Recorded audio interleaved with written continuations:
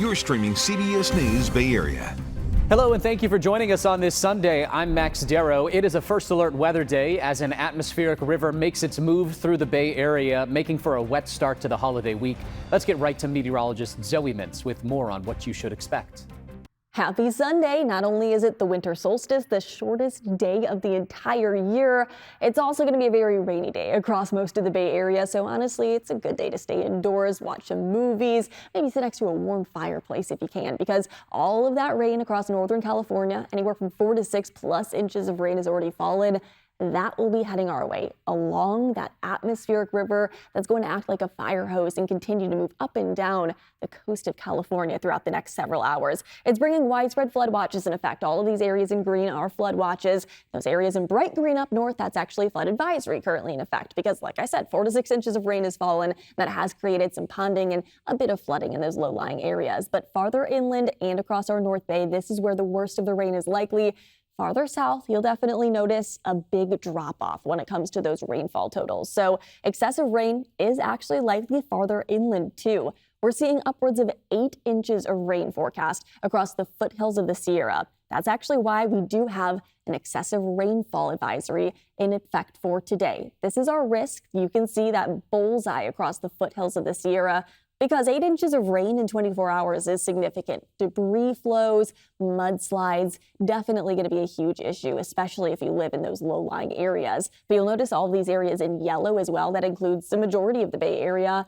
We also have that slight risk for excessive rainfall today. Now look at tomorrow. We're also going to see that excessive rainfall risk sticking around in basically the same areas. You'll notice it comes a little bit farther south, not necessarily including all of the North Bay anymore, but most of the Bay Area still under some sort of risk of excessive rainfall. In that same exact area over near the foothills, that is going to be a bullseye once again, not just today, but into tomorrow, because an additional 3 inches of rain on top of the 8 inches likely going to be leading to double-digit rainfall totals in the foothills of the Sierra. More rain on Monday is going to be leading to, again, flash flooding potential, low-lying areas, burn scar flash flooding, debris flow, mudslides, all going to be a huge concern in that bullseye in red. That will be today and through tomorrow, that the heaviest rain will be falling. And not just rain that we're concerned about, but a lot of winds as well. Let's take a closer look at the Bay Area, though, kind of show you exactly what we're expecting throughout the next 24 hours, because today we're going to be seeing our North Bay communities, the heaviest of the rain falling earlier this morning. That heavy rainfall, you can see it in those pockets of deeper and darker red, orange, and yellow. Those are going to be heading farther south again by the afternoon. Let's replay that. You can follow along the timestamps, bottom right corner of the screen, because 9, 10, 11, 12, North Bay communities, that's really all that's going to be seeing the heavy rainfall. South Bay, if you have any outdoor plans this morning, get them done earlier rather than later. Honestly, though, 3 p.m., most of our South Bay, like San Jose, Livermore, farther inland, you're not going to be talking about much when it comes to rainfall. It's not until between the 3 and 9 o'clock period that we'll be seeing that heavy rain beginning to make its way farther and farther south over San Francisco, Oakland, inland East Bay, and then finally over places like the Santa Clara Valley. In San Jose, you'll be getting in on that rain late tonight into the overnight hours and waking up early tomorrow morning. It's likely going to be a little bit rainy for you down in San Jose, the Santa Cruz Mountains, and over in the Central Valley as well, where again, we are going to be seeing that excessive rainfall. Not excessive rainfall down south, but at least they'll be getting in on something. That rain is going to continue to, again, act as a fire hose from southern Bay Area communities in the early morning hours on Monday, back to the North Bay communities by the afternoon and evening on Monday. So North Bay, you'll be getting a little bit of a break late Sunday night and into early Monday morning, but then by Monday afternoon, more rain will be on the way, as it is not going to be going anywhere, and we're going to continue to see that active weather making its way across the Bay Area as multiple storm systems are going to be impacting us, including that atmospheric river. How much rain can we expect over the next 24 to 48 hours? Well, on top of what we already have seen, an additional 1 to 2 inches across most of the bay. That includes from Santa Cruz all the way up to Santa Rosa, over to Fairfield, San Jose, Fremont, Concord. But then you get over to Livermore. You get down to Morgan Hill.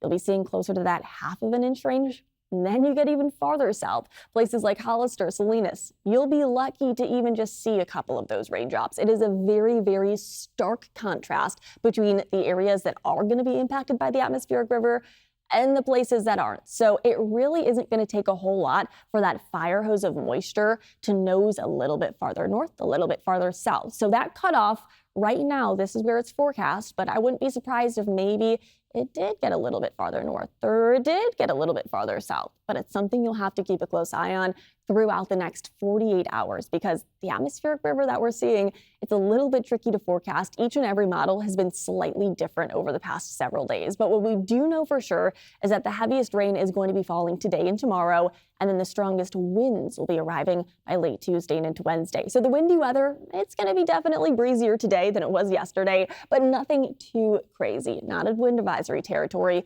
There are wind advisories to our north, but the Bay Area should be staying in that 30 to 35 mile an hour range maximum. Again, that will be this afternoon and into the evening hours. But look at what happens by late Tuesday and into Wednesday. What's known as a bomb cyclone is likely going to develop. That is going to allow those winds by early Wednesday morning, especially across our North Bay communities and closer to the coast, to upwards of 50 to 60 plus miles an hour. And that's in the low elevations. If you live on top of the mountains in the higher elevations of our North Bay, we could be seeing those gusty winds upwards of 70 plus miles an hour. That's going to be waking up early Wednesday morning, so please keep that in mind. Wednesday morning, that's Christmas Eve morning. That's when a lot of people will be heading out. Please wait until the later parts of the morning to leave because as you can see by 10 a.m., those winds will already be back to by about 5 to 15 miles an hour. That's going to be a lot easier to travel in, a lot easier to get out and about in than those 45 to 65 mile an hour gusts that we're expecting late Tuesday and into very early Wednesday morning. But again, with these windy conditions on top of the saturated soil, we are expecting a lot of downed tree limbs, maybe even some downed trees, leading to power outages late Tuesday and into Wednesday. So waking up Wednesday morning, just want you to be prepared. You might see some sporadic power outages because of those windy conditions. So make sure you have your backup plans prepared. You have your flashlights ready because it's going to be a very powerful storm system. It's going to be a cutoff low pressure system that's developing off the coast. And as it continues to strengthen into what's known as a bomb cyclone, you might hear that term. It might sound scary. Basically, what it means is that a storm system intensifies by 24 millibars in 24 hours. 24 millibars, what exactly is a millibar?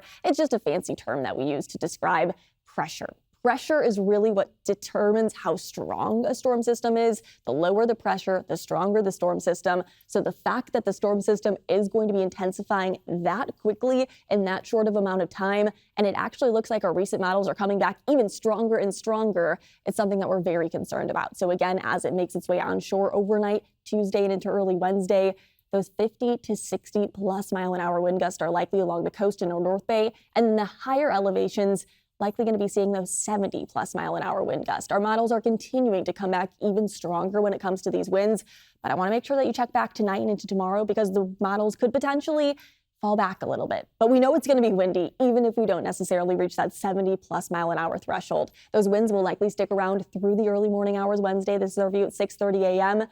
But then look at by 10 and 11, getting back down to 15 miles an hour. It'll be a very quick mover, so it's not going to be impacting you all day Wednesday. If you have any travel plans for your Christmas Eve, I would wait until the late morning and early afternoon when it is going to be a lot quieter, a lot nicer. But by late night on Christmas Eve, we are expecting those winds to pick up as another storm system will be moving in by Christmas Day. So Christmas Day, it is going to be another rainy one, another windy one, not as windy, not 50 to 60 mile an hour gust, but 35 to 45 mile an hour gust across the Bay Area, whipping around that rain. It is not going to be a great day to spend outdoors on Christmas Day. So if you have any holiday plans, hopefully they're inside next to a nice and cozy fireplace. That will probably be the best place to be. And then that storm system officially departing by late Thursday and into early Friday, those winds calming down, and then the dry air finally making its way back in by the time that we step out next weekend. We're not only going to be seeing a lot of wind and snow, or wind of rain, but also a lot of snow, upwards of 1 to 2 feet of snow likely on the lower elevations, places like South Lake Tahoe, upwards of that 2 foot mark. Higher elevations of the Sierra, 3 to 4 feet of snowfall by the time things are all said and done next week. This is going to be such a nice sight to see. Those of us who have been missing out on our skiing and our snowboarding, it should have started on Thanksgiving, but hey, we'll take Christmas. We'll take what we can get. I know a lot of you will be heading out there, and it'll be really, really nice to enjoy the fresh powder. Send me some pictures if you are going out there. I would love to see. I will be living vicariously through you all because I'll be working all next week and have a lot to talk about too. Again, the timing of the storm systems are going to be a little bit depending on where you live. That widespread rainfall is going to be across our North Bay communities early today,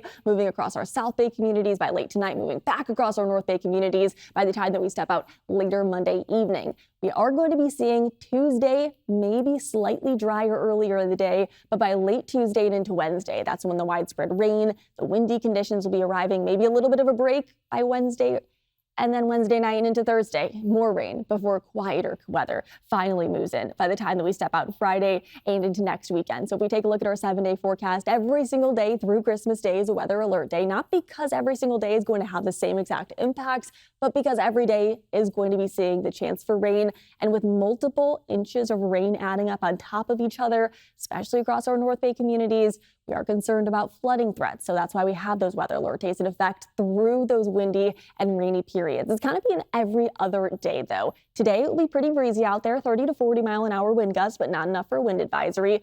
Monday should be quieter. Late Tuesday and into Wednesday, that's when the winds will pick up again, especially overnight and into the early morning hours Wednesday. That's when we're expecting those 60+ mile an hour wind gusts, quieting down Wednesday afternoon before more rain moves in late Wednesday and into Thursday for your Christmas Day. By Christmas Day night, by the late night hours on Thursday and into Friday, we'll finally begin to see a little bit of drier weather moving its way in, much calmer winds, and then by Saturday, maybe a little bit of sunshine returning to the forecast. Temperatures are definitely going to be feeling cooler by the end of the week compared to the beginning, though. So we're feeling a bit more of those muggier and warmer conditions today, tomorrow, and through Tuesday. By Wednesday, Thursday, Friday, though, you'll notice a shift in those temperatures, but the rain is still going to stick around. It will be chillier rain, though. Want everyone to be prepared for that. Make sure you're safe for your holiday travel plans. Give yourself extra time on the roads, or if you're planning on heading out to your airplane traveling, you're going to want to give yourself extra time at the airports too. Please be safe, but enjoy some wet weather. We need it. We haven't seen it in a while. This is the time of year for it. Unfortunately, Mother Nature didn't time it out great when it came to our holiday season, but honestly, I think it will make sitting next to a fireplace, cozying up with your friends, families, and loved ones, with the rain pitter-pattering on your window, honestly, a little bit more special for this time of year. Still ahead on CBS News Bay Area, new efforts to protect pedestrians in San Francisco. We'll hear from a local doctor on his new perspective after being the victim of an accident himself. I was just on my bicycle in a bike lane, and a car turned through the bike lane and just hit me head on. Eventually got surgery and a titanium rod to be able to walk again. Plus, a serious downshift in the electric vehicle market, why major automakers are cutting back on EVs, and why one local expert says he's not surprised to see the market crater. Another weather alert day today because more widespread rainfall on the way, along with some windier conditions. But the really strong winds will be moving in late Tuesday night and into early Wednesday morning. And with already saturated soils on the ground, I'm definitely concerned about downed tree limbs and power outages. That is going to be a big issue waking up early Wednesday morning, especially across our North Bay communities and the higher elevations. Another round of strong winds arrives on Thursday. That's just in time for your Christmas Day, and then quieting down with less rain chances by next weekend. So there's very active weather on the way. If you have any travel plans this week, please take it easy. Give yourself extra time on the roads or in the skies. You're definitely going to need it, but please stay safe. And if you can stay home, hunker down with friends and families and loved ones. Parts of San Francisco still in the dark as PG&E works to restore power after a massive outage. Fire officials say a fire that broke out inside a PG&E substation at 8th and Mission Streets was a contributing factor. PG&E, however, has yet to confirm that. So here's a look at the sequence of events during the blackouts. Lights first cut out at around 9:40 on Saturday morning on the west side of the city. By 3 p.m., PG&E said 130,000 customers had no power. The fire broke out just after 3 o'clock. Transit systems stopped, traffic lights failed, and Waymo even paused operations. Over the next several hours, restaurants and bars would close for the night, and the city would launch an emergency operations center. By 11 o'clock, PG&E restored power for most people across the city, but still about 22,000 customers waiting for their power to come back on. A lot of people frustrated by the situation stretching as long as it did. Listen. They said that it's going to be on at 5:30, then 7:30, now 9:30. So here's a look at a time lapse from last night that shows part of downtown. As you can see, the sun goes down, but the lights of many of the buildings did not come on, and that was the case for several hours. The city of San Francisco is overhauling its approach to street safety. The new Street Safety Initiative aims to improve pedestrian safety by coordinating strategy and data between city departments. Brad Hamilton has more on the plan and those who fought for it after their own traffic accidents.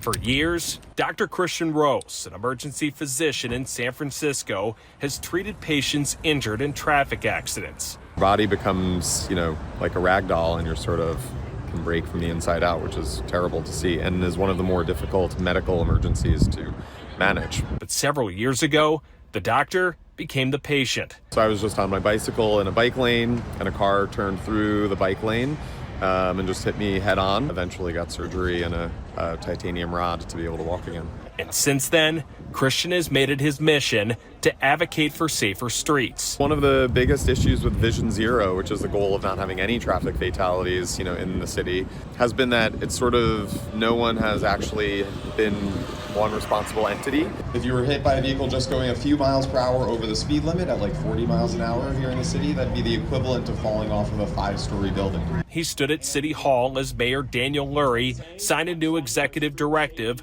launching the Street Safety Initiative. It replaces the city's 2014 Vision Zero plan that's been widely criticized for falling short of its goals. Too often, traffic injuries are the result of predictable patterns and preventable conditions. The mayor says this new plan uses a model recently adopted by the Federal Department of Transportation. It creates a multi-department working group chaired by the SFMTA, the Department of Public Health, and the Police Department to coordinate strategy and share data with a focus on accountability. Traffic safety cannot rest on one agency.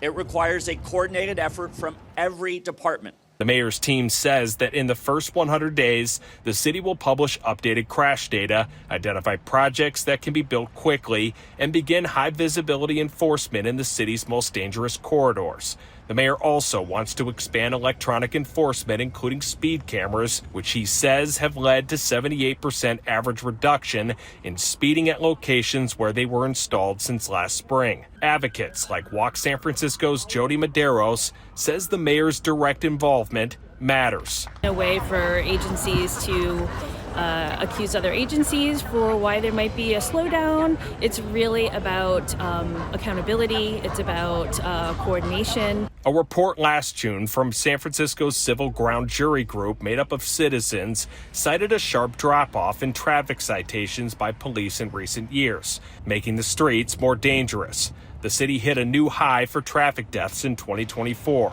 But the latest data from SFPD shows the number of citations issued in October is more than double the number issued the previous October.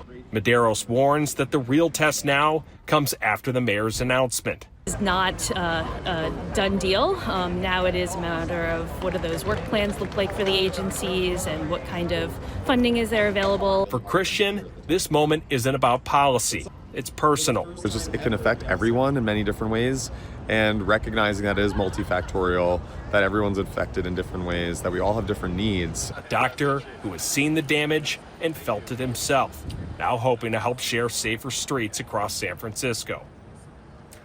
The mayor's office says the new street safety working group will begin to meet in the next couple of weeks. The first round of data and projects are expected to come early next year.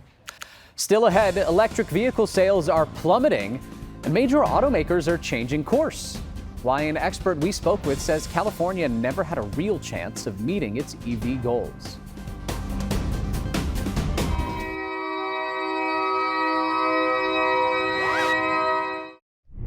The atmospheric river is continuing to bring widespread moisture across northern California. And you might have been wondering, hey, I thought it was supposed to be really heavy rain. Not necessarily. We always expected northern California to get in on the bulk of the activity over the past 24 hours. Anywhere from 4 to 6+ inches of rain has fallen up north, but that rain, that heavy rainfall, it's going to act like a fire hose along the atmospheric river. So think of what happens when you drop a fire hose. It goes crazy. It moves up and down, and that's what's going to be happening to this atmospheric river. As the fire hose gets let go, it'll be moving down the coast over the Bay Area.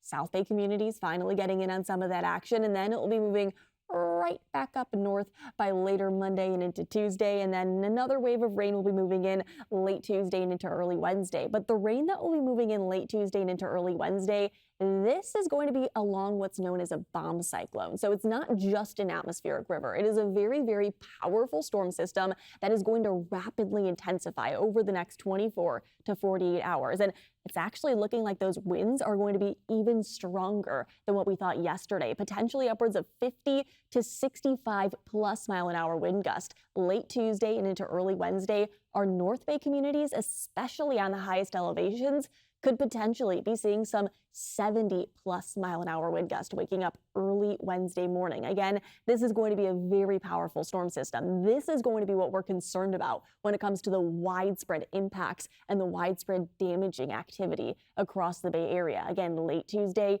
and into early Wednesday, but that storm is actually going to continue to impact us through the later parts of the week and maybe even into the weekend, but it does look like much quieter weather will be heading our way later this upcoming week and weekend. So it's not going to last forever, but it is going to last for the next several days. Rainfall continuing across northern California, though. Again, you might see a little bit of that across the North Bay communities, a couple of hundredths of an inch across our South Bay communities, and down near San Jose, you've barely even seen a drop of rain over the past 24 hours. In fact, let's take a look at that. Let's show you those rainfall totals over the past 24 hours because it's not been a whole lot, but at least it's been something. These are actually 48-hour rainfall totals. San Jose, 0.01 inches, not a whole lot. It's up north that we saw the most. Ukiah, I know it's off the map, but still 2.5 inches up there. Over an inch in Santa Rosa, also over an inch in Berkeley. San Francisco, Half Moon Bay up near Napa, Fairfield, also right around 1/2 inch. Ben Lomond in the Santa Cruz Mountains, farther south, higher elevations, 1.5 inches. Santa Cruz, nearly an inch. But either way, you definitely did not see as much farther inland. San Jose, Livermore, a couple of hundredths of an inch. But I promise you, by as soon as late tonight and into early tomorrow, you will be getting in on the action farther south. I'll let you know exactly when and where you can expect the heaviest rainfall throughout the upcoming week, coming up in my full forecast. It has been a tough time for the electric vehicle market, and vehicle makers are now reacting. Ford says it is scrapping its all-electric version of its popular F-150 pickup. They call it a consumer-driven decision, as the company lost billions of dollars trying to sell them. President Trump's spending and budget bill eliminated the federal tax credit on EVs. Take a look at the numbers right here. So since then, the EV market, it has cratered. John Ramos looks at the shift in the market and where experts see the industry going from here. Ford's announcement is an acknowledgement that the EV market has changed. All the early adopters are already in, and now car manufacturers will begin focusing on what consumers actually want.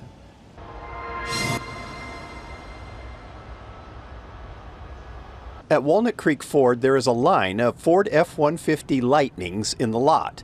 There wouldn't have been in 2020 when they were selling like hotcakes. But that was then, and this is now. It didn't make sense to keep plowing billions into products that we knew would not make money. On Monday, Ford announced it was discontinuing production of the full-size EV pickup.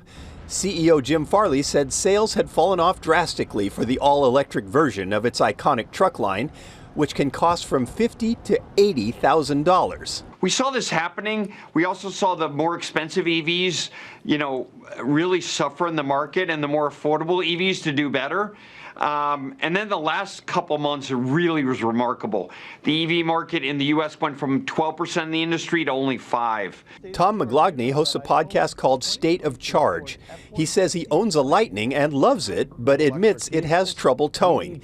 And he says he thought it was ridiculous that when Ford developed the truck, they predicted that by 2025, 45% of all American car sales would be EV. And I don't know where they came up with that. That's bonkers. To think that by 2025, the whole country would be at nearly 50% electric vehicle adoption. If that was your bar, then yeah, you were going to be disappointed and sales were not going to be as good as you expected. Ford says it will now focus on an extended range version of the truck, adding a gas generator that can recharge it like a plug-in hybrid, doubling its range from 350 to about 700 miles. It doesn't fit the original vision of California's dream to end the sale of gas-powered cars by 2035.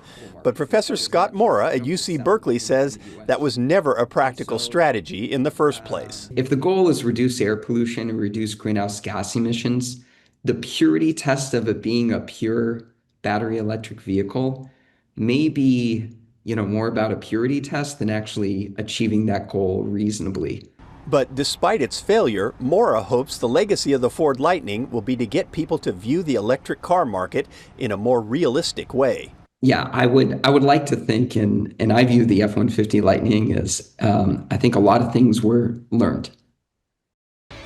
Ford's CEO did acknowledge politics is playing a part in the decision.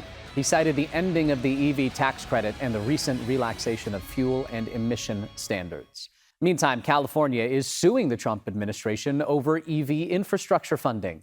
They joined 15 other states in the lawsuit aiming to get back money towards electric vehicle charging stations. The U.S. Transportation Department pulled about $180 million in previously approved funding. It was meant to repair existing chargers and build new charging facilities. It was approved in 2021 under President Biden. This is California's 50th lawsuit against the Trump administration. Coming up in our next half. Up next, a planned development was meant to serve more than 250,000 veterans. That was until it was quietly canceled. Who the heck is in charge in that administration that would allow something like this to happen? How local officials and veterans are pushing the Trump administration for answers. Start your day with us and open your world. Time to open up those windows and get this day started. The power of CBS News. It is a historic day in news. Taking you around the globe, across the country. With Federal, live, and into your community. To the South Bay, major changes. And Bay Area weather from a whole new perspective. Let's head underneath this cloud layer. CBS News Bay Area's Morning Edition. Weekdays at 6 on KPIX. A loud outcry after the Trump administration quietly scrapped plans to build a new center for veterans in Alameda. The plan was to take more than 600 acres of land at the former Naval Air Station Alameda and turn it into a VA clinic along with a cemetery overlooking the bay. The federal government had already invested hundreds of millions of dollars in the project, and not only did the current administration cancel it, local officials told our John Ramos the current VA secretary never bothered to announce it was scrapped. For nearly 30 years, there have been plans to build a veterans clinic and final resting place here on the property of the old Alameda Air Base. But now that project has been abruptly canceled, leaving veterans, including some who voted for Donald Trump, dumbfounded by the decision.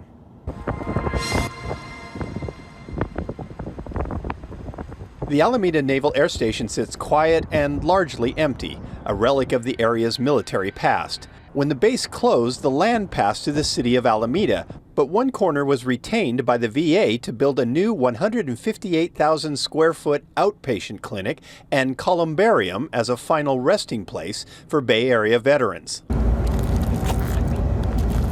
Joe Laparo knows the area well. He was a Marine stationed at the base in the late 1970s and has been active in Veterans Affairs since getting out of the service. Well, the columbarium and the clinic would have been in the northwest section. It was already supposed to be built. We should be looking at the completion of that right now. And here we are in 2025 and it's going to be over. It's over because the federal government recently announced that the project, with $390 million already approved, has been canceled. On this morning, veterans and local officials gathered in Alameda to condemn the decision. The defunding of the Alameda Point project is a blatant attack on veterans. It's a continuation of the mass firings and cuts at the VA. Access to high-quality VA healthcare is a sacred obligation. We shouldn't have to continue to fight for what we've already fought for. I do not accept this as a foregone conclusion. We do not shrug and say, oh, well, I guess that's the way it is. We stand up, we fight back, and that's what we're going to do. The Trump administration's decision not to build a veterans clinic here in Alameda is unacceptable. Unacceptable. It's a betrayal of the promise that we made to our veterans when they come home, we will take care of them. But some of the veterans in attendance seemed reluctant to hold the president responsible and seemed mystified about how the decision was made. Who the heck is in charge in that administration that would allow something like this to happen that would hurt a large community of veterans? Steve Rogers is a Vietnam vet who voted for Trump for president. He said he had been happy knowing he could be laid to rest at the new columbarium. Does it change your opinion of your support for him? It might if I turn around and find out that all this stuff is being done behind our backs and it's taking away from veterans. Back at the base, Joe said he wasn't taking a side in the political debate, not after the project has passed through so many administrations over the years. Bush, Obama, Biden, Trump, it's been through all of those, this project. And to just be canceled now without an explanation, we don't know. Who do you blame? I mean... You really don't know who to blame for this? Well, certainly the buck has to stop at the top. Because if he says, hey, I want that built, it's going to get built. It's not going to be built, at least for now. And that small bit of uncertainty is enough to bring out the warrior in Joe. I will fight until it is over. And then I'll fight for something else. Last week, members of the Bay Area's congressional delegation sent a letter to VA Secretary Doug Collins to express their opposition to the decision and request further explanation about how and why that decision was made. Coming up, we will have the story of a whale that washed ashore in the Bay Area decades ago. Skeleton still on display. We discovered a couple of years ago that the metal structure holding her up had begun to rust away.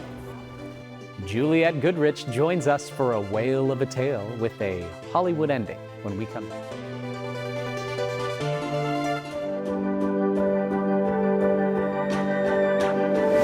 We have a whale of a tale. Meet Miss Blue from head to fluke. She's 87 feet long, and now, thanks to a team of scientists, surfers, engineers, and a Hollywood studio, Miss Blue is a full-scale digital double of a real blue whale who 46 years ago died and washed ashore in San Mateo County. About 2,000 blue whales live off the California coast, including this mother and her calf. We saw them in the middle of Monterey Bay from a boat guided by Monterey Bay Whale Watch. Their skin is gray-blue, but once underwater, as you can see, they appear brilliant blue. Blue whales can reach 100 feet in length and weigh up to 200 tons. Their heart is the size of a small car. You know, it's pretty breathtaking, their size. I mean, they're almost double the size of humpbacks. They're a lot bigger than I thought they were going to be. We saw their tails coming out of the water, which is apparently super unique. So yeah, we were really, really lucky. They're amazing, ginormous animals. As for Ms. Blue, decades ago, a team at UC Santa Cruz saved her bones to put them on display. Now it's her bones that need the saving. How that happened is just like a Hollywood movie. Right off the coast, on the northern end of Monterey Bay, you'll find a real celebrity, the phenomenal Miss Blue. It was just wonderful. Miss Blue is the skeleton of a blue whale that once swam off the California coast. Blue whales are the largest animal known to have ever lived on the planet. I didn't realize that they were actually this big. For decades, the landmark greeted visitors outside the Seymour Marine Discovery Center at UC Santa Cruz. But the center's executive director, Jonathan Hicken, realized being outside all that time comes at a cost. We discovered a couple of years ago that the metal structure holding her up had begun to rust away. And that's to be expected, right? We're outside, we're in a coastal environment, there's water, there's sun, there's wind. And it became clear to us that this actually was becoming a safety hazard. The decaying bones had to come down for repair. Would Miss Blue survive? Cue Hollywood wizard Jess Marley. I'm a big runner, so anytime I travel, as we were up visiting our aunt, I went for a run. Jess works for Halon Entertainment, a special effects studio in Southern California, involved in blockbuster films, TV shows, and games. His specialty, creating virtual 3D worlds. When Jess went on that run, he ran into Miss Blue. She's gargantuan. When he heard about her predicament, he got the idea to preserve her by creating a virtual twin. We have all this great tech and VFX. We could go back and potentially do something with that. Producer Andrew Ritter jumped on board. I had no idea about blue whales before we saw this project. We just saw, oh cool, there's a great a big fossil we can scan here. The Seymour Center saw an ocean of possibilities. We have a perfect 3D model of Miss Blue that can be used for scientific study, that can be used for entertainment purposes, that also can be used for educational purposes. This is an unbelievable scanner. With a high precision Leica scanner, the Halon team captured the bones of Miss Blue from multiple angles. We had to carry this up onto the roof to make sure that we could get angles down onto her body. First, they recreated the skeleton. Then they revived all of her. This really is exactly what she would have looked like when she was swimming around in the ocean. The scientists at the Seymour provided expert feedback. The digital team tweaked every detail. Down to a millimeter. It's a really cool merger of science and the tech that we use. The final product, Miss Blue in all of her glory. While blue whales tend to be solitary, this gal was a team player. Miss Blue was not a diva at all. No, she was so easy to, she always hit her mark. Absolutely a pleasure to deal with. Now we have a digital Miss Blue. How the Santa Cruz surfers and engineers saved her bones. Our next episode is quite a tale. If you'd like to find out more about blue whales, Miss Blue, and the efforts to restore her, go to kpix.com. Thanks for streaming CBS News Bay Area on this Sunday. We'll be right back with your First Alert forecast and a look at your top stories.